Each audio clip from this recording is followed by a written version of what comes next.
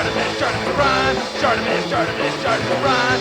Reading comics, toys are hella sick, hella whacking it. Taking bad hits, taking bad shit. Start a mix. Subscribe for Captain America party. Woo! Hey, what's up, you guys? Charlemagne Prime here, doing another comic book review on The Walking Dead Volume 4. It's called The Heart's Desire. Now, for some of you who haven't been watching these videos, I'm doing these spoiler videos where I just basically summarize the whole volume. And this one I'm talking about issues 19 through 24. And this is basically for you guys that have watched the TV show, want to know what's going on in the comic, don't feel like reading the comic because you're fucking lazy, but you totally should because it is amazing. And here's our build-up picture, including part 4, right there.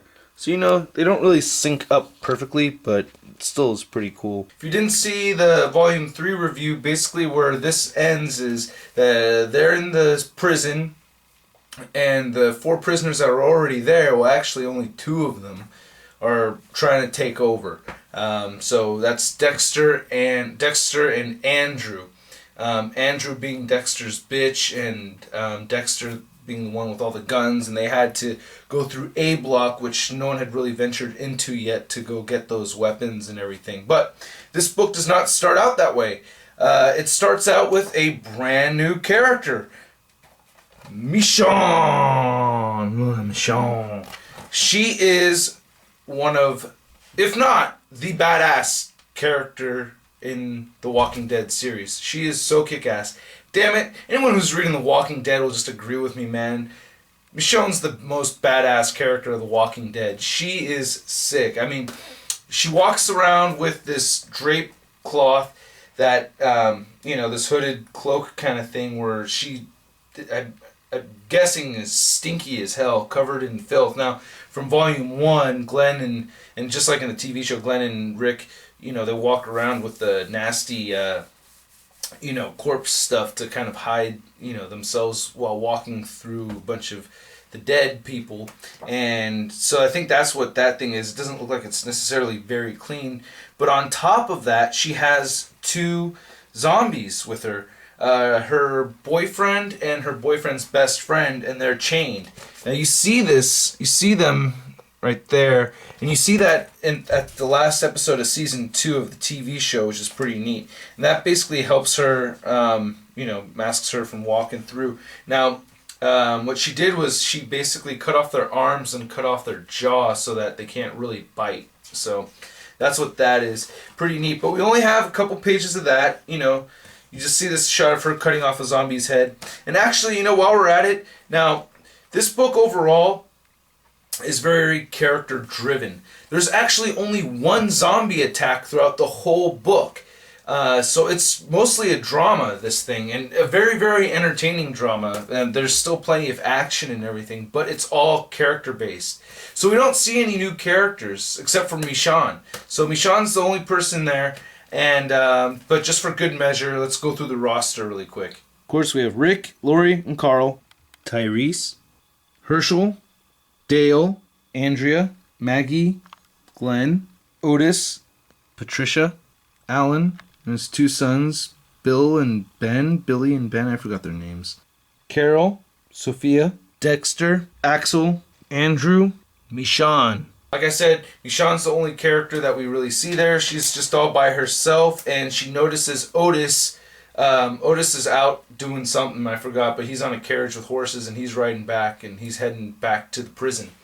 And then it cuts to where we left off in Volume 3 with Dexter, holding a gun up to Rick and everything.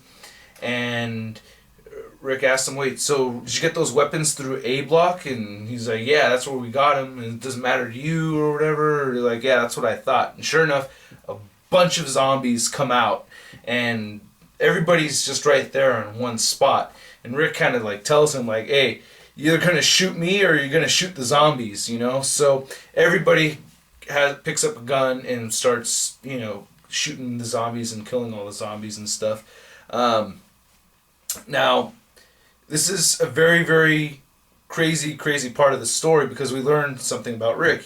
I mean, we see a dark side of Rick in Volume 3, but during the shootout of the zombies, Rick sees an opportunity and takes it. He shoots Dexter in the side of the head, which I thought was like, wow, are you kidding me? Blam! Right there. And there's Rick. And Tyrese sees it. It's like, whoa. Now, Patricia, Otis's girlfriend, she's the one like crying over it and everything. And I forgot to mention in the last video that Patricia actually helps these, the inmates, Dexter, get his revenge and whatnot. Now, if you didn't know, Dexter was wrongly accused of killing 2 little girls, and it ended up being Thomas, and they fed Thomas to the zombies, which I bring that up because there's a cool little scene I want to show you here that I thought was really, really cool. So Dexter gets shot in the head. Andrew, his girlfriend or his boyfriend or whatever, he freaks out. He doesn't know what to do. He just runs out into the open. He leaves the prison and just bolts it. I was like, whoa, what the hell? And they're like, let him go. Like, there's nothing for him here anyway. So that basically leaves us with 1 inmate.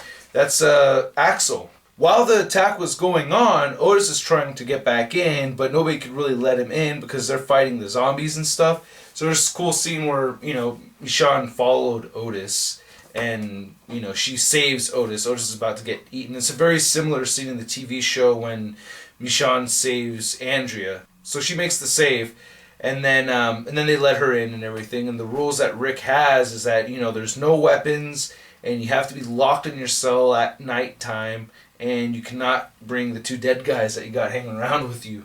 She's like, oh, them? And just cuts off both of their heads in one sweep, and that's it. Now, that scene that I was talking about, I wanted to show you. Now, one thing is that they have this gate, and they touched on this in the last volume, that they were trying to figure out a way to silently kill these things, like through the fence, and stab them through the fence. But I just like this little scene because you see like the life of a zombie. It's kind of like going through this thing right here. It's just a zombie. It's all silent, right? I have dead Thomas right there. Now, I assume it's Thomas. I mean, he's totally eaten and everything, and you can see the glasses that he used to wear. This zombie comes walking by, and has his intestine get caught on Thomas's ribs, and it pulls him. Gurk! The zombie falls over. You can see the intestines like stuck right there. This zombie's like, and then Glenn goes shunk right there. And he has this knife and a board thing that like was really helpful with a hammer. So it's just like a cute little thing, just showing them trying to be creative and figure out ways to kill these things off without, firing guns and what. I just thought that was kind of cool that they brought back Thomas just for that little scene, and just, I don't know, just see how clumsy the zombies are and whatnot. Not a very eventful scene, but anyway. So back to the drama of it all. Andrea calls a meeting, and she wants everybody to change into the prison clothes. She said we have hundreds of clothes here, and it's this huge meeting that she calls out, so everyone shows up, and it's just kind of a neat thing that like it kind of brings you to real life that she's concerned everyone's got really dirty clothes, even though we wash them, and they're still really dirty.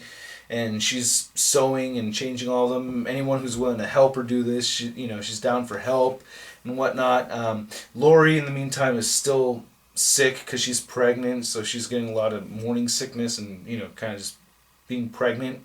And another thing that Andrea is doing is that she has a calendar system. This was mentioned, I think, in volume 1 or 2, but she has a calendar system. So it's kind of, I don't know, I like Andrea's got a cool, I think Andrea's very, very cool. I like the way she's kind of has her own type of leadership role. In the meantime, Tyrese wants to show Michonne the gym, or Michonne asks Tyrese about it. She'd heard of it or something, and so he goes to show her the gym. And Carol, Tyrese's girlfriend, Carol in the book is quite different from in the show. First off, Carol is cute. She's drawn pretty and everything, and she's younger, and she's with Tyrese. So, and then they're talking. So Tyrese and Michonne are talking, and then she calls him out. Like, she's like, "Wait, didn't you play for the Falcons?" And he's like, "Yeah." He's like, "Yeah, if I remember right, you played 1 season and you sucked."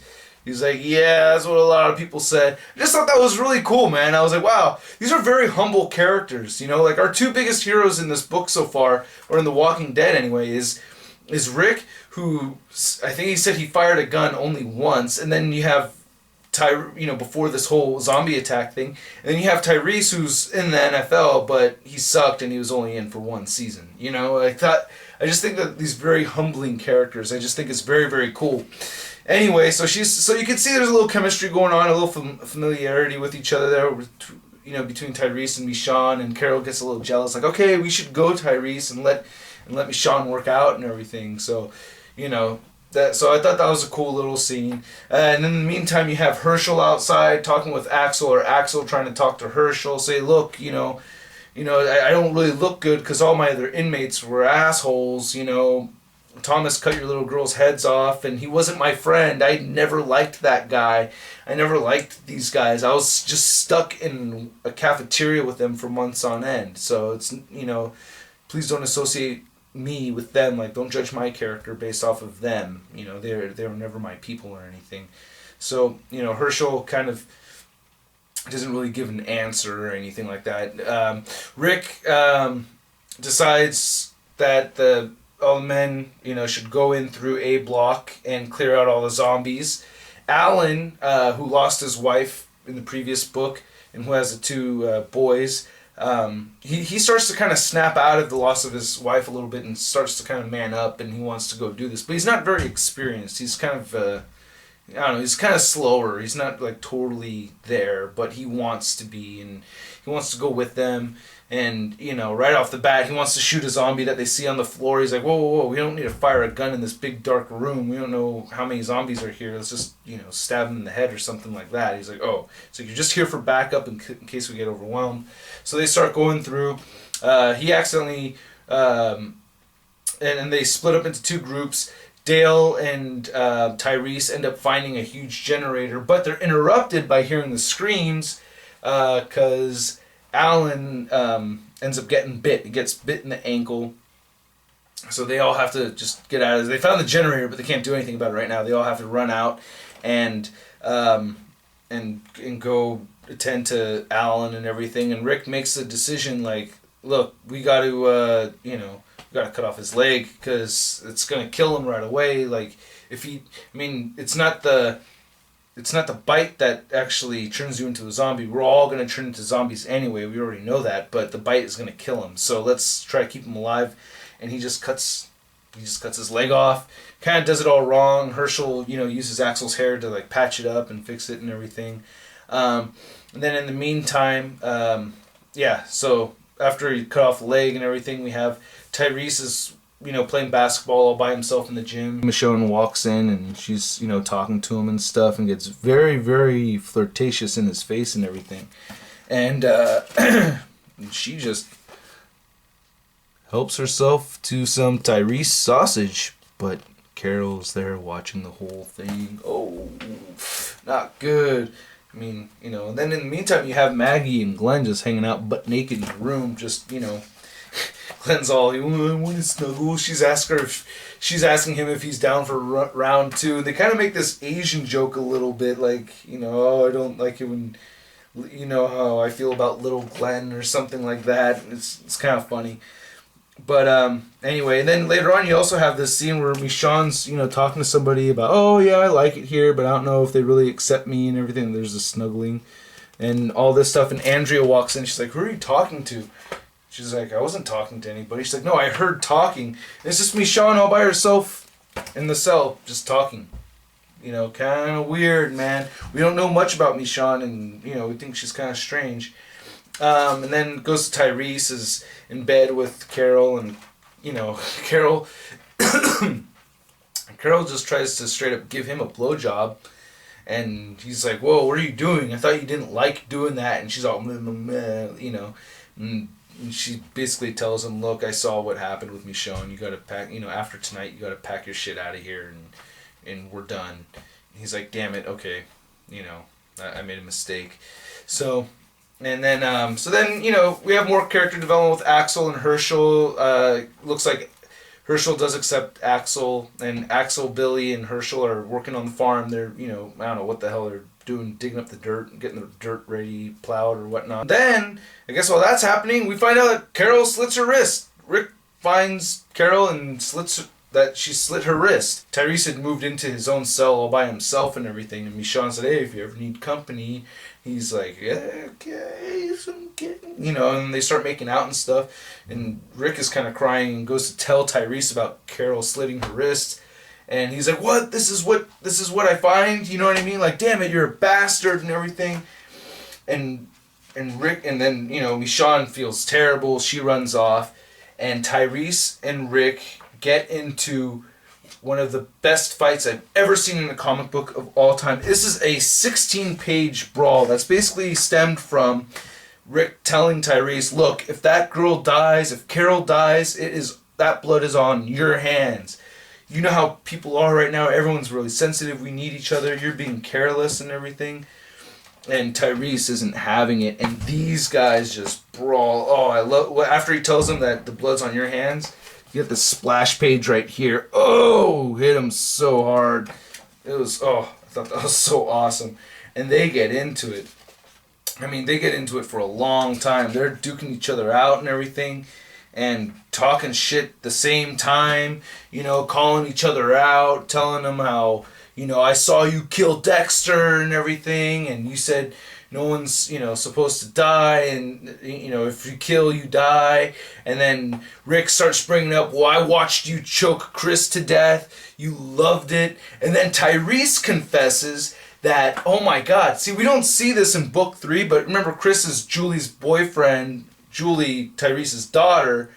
You know, Chris killed Julie and the stupid, you know, love-suicide thing, whatnot. Well, Tyrese mutilated his body, like tore him up, just so he could watch him come back, and then mangled up his body again, and then burned him. And it's like really eerie when you think about Tyrese did all this terrible stuff to this corpse, because like in book 3 you don't see any of that. We don't see it here either. It's just Tyrese talking about it during the fight. But like, you know, the next day after, you know, Julie and Chris die, like, you know, Rick asks Tyrese how he's doing. He's like, oh, I'm good. It's like, oh, he's like totally fine with that. So they're just throwing shit in each other's faces back and forth. They're up on the second, you know, they're up on the second story or whatever. And I guess during the fighting, Rick kind of blacks out a little bit. Like while he's talking, he's like, I'm not a killer. And then Tyrese really looks worried. He's like, Rick, and Rick just falls off the side and lands like flat on his back, and it's just funny, you know. And then Tyrese kind of goes after him and just lands right next to him, and he's like, "Oh, my foot!" And it's like, "Oh, it's so stupid." He just jumped down to try to help Rick. Rick kicks him in the face. It just keeps going. These two are defeated, and they're still talking shit to each other. It's so funny, man. It's just a brutal, epic fight, and then like while they're laying there, kind of still talking shit, Andrea comes down and tells them that Alan had died. So Rick says, I'll go take care of it. I'll go, you know, put a bullet in Alan's head. He goes to do that, and then Herschel's telling Rick, you know, you didn't have to kill Alan. He was your friend and everything. Like, it could have been someone else. You don't have to lay the burden of everything all on your own. And then Rick just passes out. So Rick passes out. He's out for like 26 hours. And he wakes up to Carol. And Carol's talking to him, saying, oh, thank you for, you know, kind of fighting for me and all that. And then she just runs up and kisses him. And he's like, whoa, what the hell, dude? Like, damn. Like, she just smooches him. Which is kind of funny because she also kissed Lori. So Carol's like very weird, kind of crazy white chick, you know what I mean? And then Glenn and Dale, I always get Glenn and Dale confused. Dale has a talk with Rick and tells him that you're no longer a leader anymore. We have decided that you are not going to be the leader anymore. We have a committee now to make our decisions. And the committee will include Dale, Rick, Tyrese, and Herschel. And Rick's like, well, how come no women? And they're saying none of the women wanted to be in the committee. They're all fine with it, which I think is actually kind of weird. I think Andrea should have been in that committee because I think Andrea is very badass.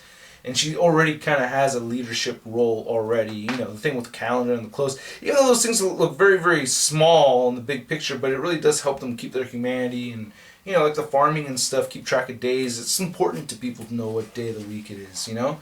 I don't know, it just is. And And then Rick wants to go outside after he hears this news, and everyone's kind of scared of Rick because now everybody knows, like, everything is out in the open since Tyrese and Rick were, fighting and talking, just exposing all the skeletons in their closets and stuff.